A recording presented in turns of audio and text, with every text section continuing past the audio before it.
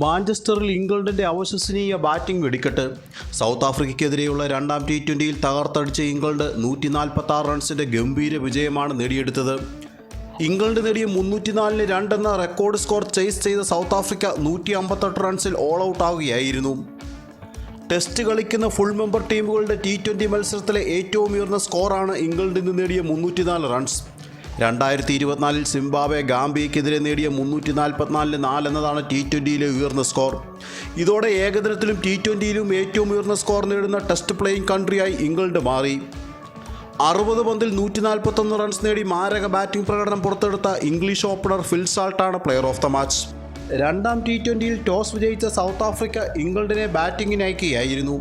ആദ്യ പന്ത് മുതൽ തുടർച്ചയായി 3 ബൗണ്ടറിയും 1 സിക്സും ഉൾപ്പെടെ 18 റൺസായിരുന്നു സാൾട്ട് ആദ്യ ഓവറിൽ അടിച്ചുകൂട്ടിയത്.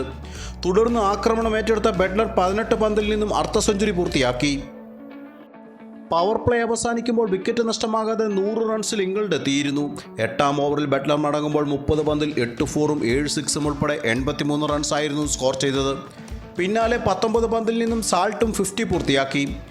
10 ഓവർ കഴിയുമ്പോൾ 166-1 എന്ന നിലയിലെത്തിയ ഇംഗ്ലണ്ട് ആദ്യ 10 ഓവറിൽ ഏറ്റവും അധികം റൺസ് നേടുന്ന ടീം എന്ന റെക്കോർഡ് സ്വന്തമാക്കി. 13ാം ഓവറിൽ സാൾട്ട് തൻ്റെ 4ാം T20 സെഞ്ചുറിയും പൂർത്തിയാക്കി. 14 പന്തിൽ 2 ഫോറും 2 സിക്സും ഉൾപ്പെടെ 26 റൺസ് നേടിയ ബെഥേൽ 15ാം ഓവറിൽ മടങ്ങി. പിന്നീടെത്തിയ ക്യാപ്റ്റൻ ഹാരി ബ്രൂക്ക് കൂടി തകർത്തടിച്ചതോടെ 304-2 എന്ന പടുകൂറ്റൻ സ്കോറാണ് ഇംഗ്ലണ്ട് നേടിയെടുത്തത്.